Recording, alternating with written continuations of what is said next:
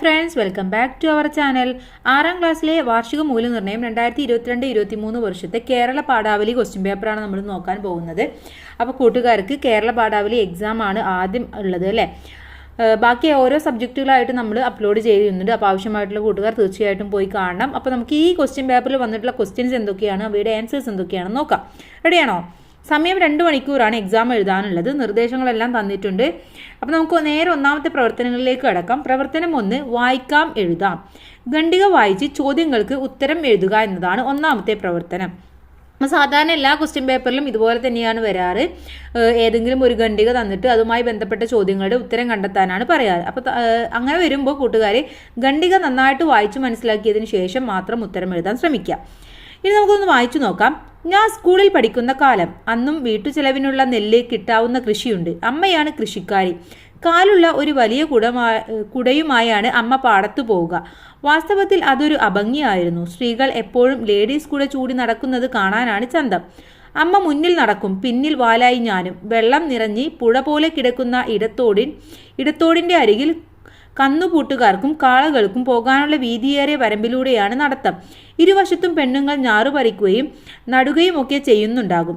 കള്ളിമുണ്ടും ബ്ലൗസുമാണ് പ്രധാന വേഷം. ചുരിദാറും നെയ്റ്റിയുമൊന്നും ഞങ്ങളുടെ നാട്ടുമ്പുറത്തേക്ക് അന്ന് എത്തി നോക്കിയിട്ടില്ല. നടക്കുന്നതിനിടയിൽ പാടത്ത് പല ഭാഗത്തു നിന്നും ഞാറ്റുപാട്ട് കേൾക്കാം. ഒരാൾ പാടിക്കൊടുക്കും, മറ്റുള്ളവർ ഏറ്റുപാടും. ജോലിയുടെ ക്ഷീണം അറിയാതിരിക്കാനാണ് അവർ പാടുന്നതെന്ന് അമ്മ പറഞ്ഞിട്ടുണ്ട്. വടക്കം പാട്ടിലെ കഥകളാണ് അധികവും. കൊയ്ത്തുകാലത്ത് പാട്ടിനൊരു പഞ്ഞവും ഉണ്ടാകാറില്ല. കൃഷി മലയാളിയുടെ ഉത്സവമായി മാറുന്ന കാലമായിരുന്നു അത്.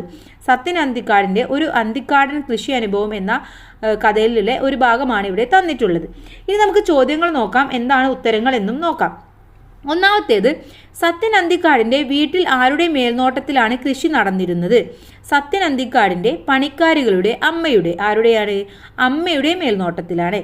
2, അഭംഗിയാണ് എന്ന് സൂചിപ്പിക്കുന്നത് എന്തിനെയാണ്? അമ്മ പാടത്തു പോകുന്നത്, അമ്മ കാലുള്ള വലിയ കുട ചൂടുന്നത്, കള്ളിമുണ്ടും ബ്ലൗസും ധരിക്കുന്നത്. ഏതാണ്?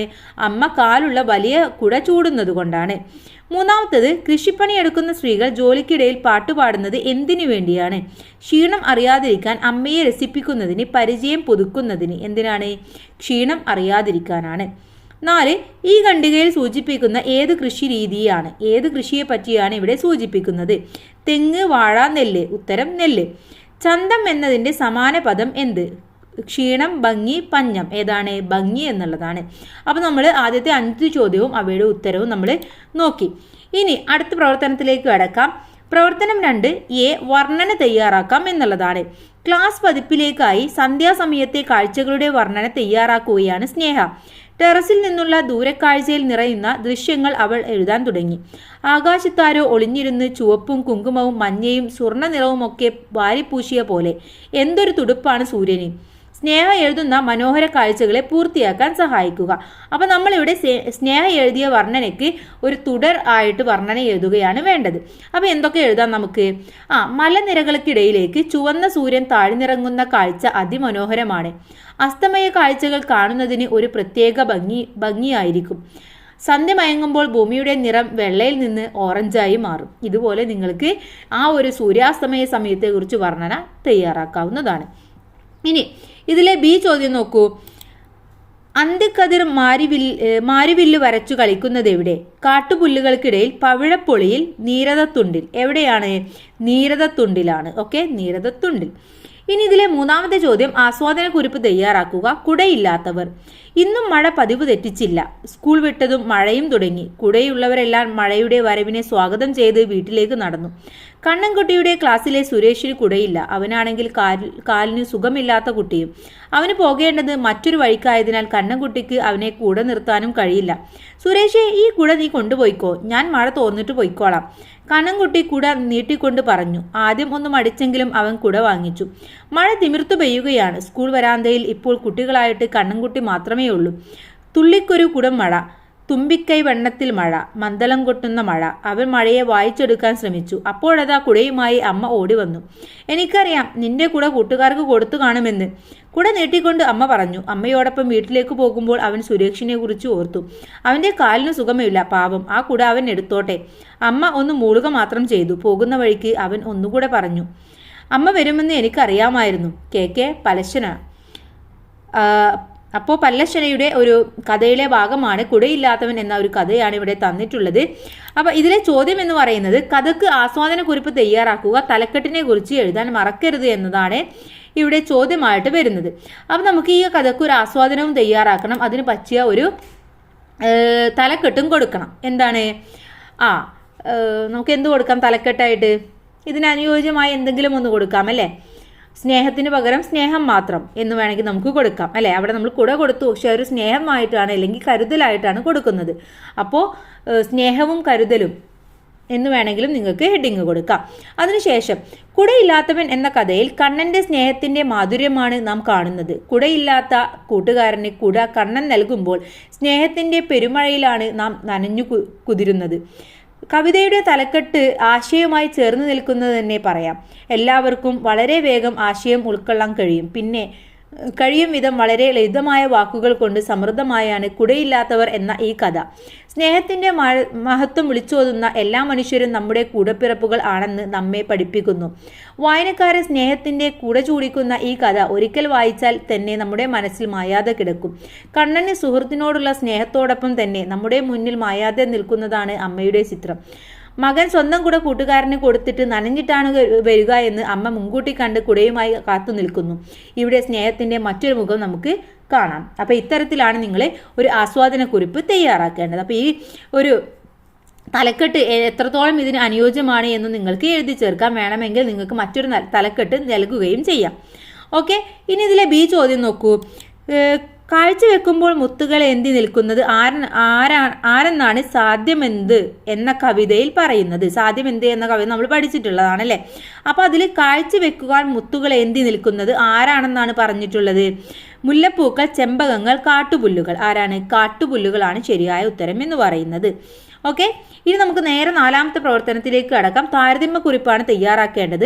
മണ്ണിട്ടു മൂടിയ വയലുകളെല്ലാം തിരിച്ചു വന്നെങ്കിൽ, വെട്ടി വീഴ്ത്തിയ കരിമ്പനകൾ മുളച്ചു വന്നെങ്കിൽ, മണലെടുപ്പും പ്ലാസ്റ്റിക് എറിയലും നിർത്തിയിരുന്നെങ്കിൽ, ഒഴുക്കു നിലച്ച പുഴകളെല്ലാം തിരിച്ചു വന്നെങ്കിൽ, ഉരുൾപൊട്ടലും മണ്ണിടിച്ചിലും അവസാനിച്ചിരുന്നെങ്കിൽ, മഹാവ്യാധികളെല്ലാം നാടിന് പുറത്തുപോയെങ്കിൽ, പ്രകൃതിയായൊരമ്മയെന്നും ചിരിച്ചു നിന്നേനെ. ശ്രീഷിത ആഗ്രഹം. അപ്പോൾ ഈ ഒരു കുഞ്ഞു കവിതയാണ് നമുക്ക് ഇവിടെ തന്നിട്ടുള്ളത്. ഇതിലെ ചോദ്യം എന്താണ്? പ്രകൃതിയിലൂടെ സൃഷ്ടിത പറഞ്ഞ കാര്യങ്ങൾ വായിച്ചുവല്ലോ. സാധ്യമെന്ത് എന്ന കവിതയിലൂടെ പ്രകൃതിയുടെ മനോഹര ദൃശ്യങ്ങൾ നാം പരിചയപ്പെട്ടു.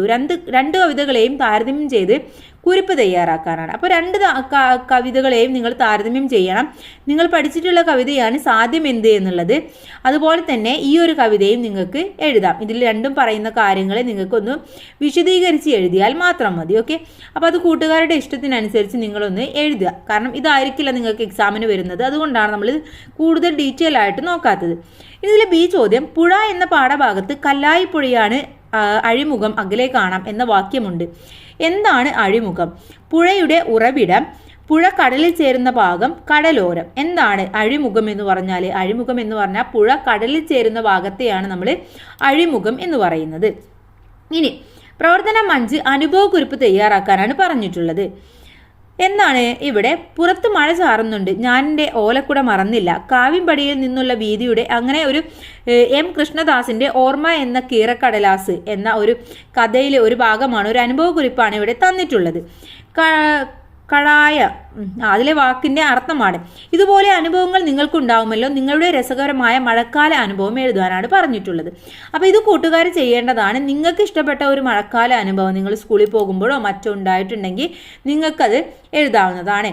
അപ്പോൾ പോകുന്ന സമയത്ത് ഇങ്ങനെ ഉണ്ടായി, ഒരു മഴക്കാലമായിരുന്നു, പ്രകൃതി നമ്മുടെ വരദാനമാണ്, ആ മഴക്കാലത്ത് ഞാനിങ്ങനെ പോകുമ്പോൾ ഇങ്ങനെ നനഞ്ഞു, അങ്ങനെ നിങ്ങൾക്ക് എന്താണോ അനുഭവം അതാണ് നിങ്ങളവിടെ എഴുതേണ്ടത്. ഇതിലെ ബി ചോദ്യം എന്താണെന്ന് നോക്കൂ. പിളർപ്പിൻ്റെ വക്കിൽ കിടക്കുന്ന തുരുത്തുകൾ അനർഗളമായി വരുന്ന ജലപ്രവാഹത്തെ 4 മുറിക്കുന്നു. അനർഗളമായി എന്ന പദത്തിന്റെ അർത്ഥമെന്ത്? തടസ്സം കൂടാതെ, ഇടയ്ക്കിടയ്ക്ക്, ശക്തിയായി. എന്താണ് അതിൻ്റെ? തടസ്സം കൂടാതെ എന്നുള്ളതാണ് ശരിയായ ഉത്തരം.